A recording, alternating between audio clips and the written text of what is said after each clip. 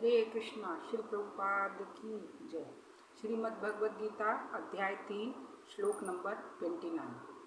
प्रकृते गुण सम्मूढ़ा संजते गुण कर्मसु तान कृष्ण विदो मंदान कृष्ण बिन विचालयेत।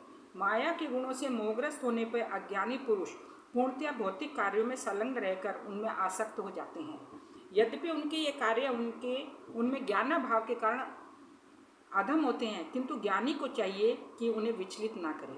अब यह शरीर जो है हमारा प्रकृति की देन है, लेकिन जो अज्ञानी व्यक्ति होते हैं वो इस शरीर को ही सब कुछ मान बैठते हैं। यानी वो जो कार्य करते हैं शरीर के स्तर पर करते हैं।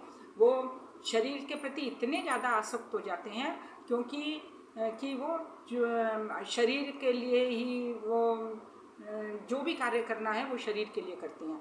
तो जो सकाम कर्मी है वो किसी न किसी कार्य में लगे रहते हैं, चाहे वो भौतिक कार्य में लगे हुए हैं, किसी समाज के क्षेत्र में है, राजनीति के क्षेत्र में है, या किसी अपने परिवार में है, अपने कुटुंब के लिए है, किसी के लिए भी कोई ना कोई कार्य में लगे रहते हैं। धार्मिक कार्यों में ही लगे हुए हैं चाहे, लेकिन उनकी कोई ना कोई फल की इच्छा रहती है।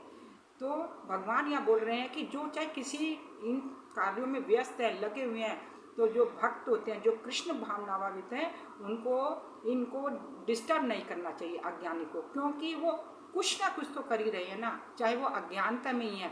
वो ऐसे व्यक्ति जो होते हैं धीरे धीरे इनको भक्ति में लाया जा सकता है, लेकिन इन्हें बीच में विचलित नहीं करना चाहिए, इनको विरक्त नहीं करना चाहिए हमें, नहीं तो डिस्टर्ब होने पर क्या है, ये लोग कुछ भी नहीं करना चाहेंगे।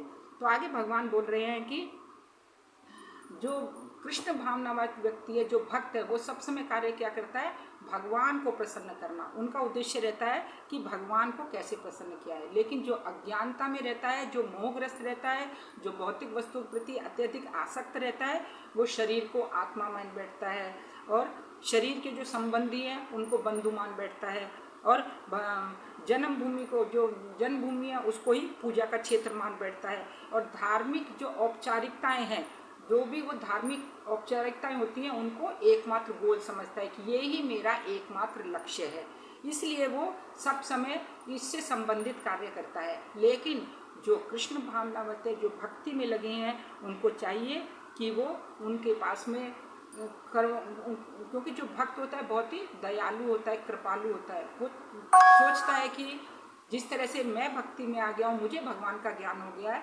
तो जो अभक्त है या जो अज्ञानता में है उसको भी थोड़ा भगवान का ज्ञान होना चाहिए। तो वो सब प्रकार के कष्ट को झेलते हुए, सब प्रकार के मतलब अपमान को झेलते हुए भी अज्ञानी पुरुष के पास जाकर उनको कृष्ण भावनावत का उनको ज्ञान देते हैं, उनको भक्ति में लाने का प्रयास करते हैं, जो कि मनुष्य के लिए परम आवश्यक है। भगवान के बारे में ज्ञान प्राप्त करना हमारे लिए अति आवश्यक है। हरे कृष्णा। श्री प्रभुपाद की जय।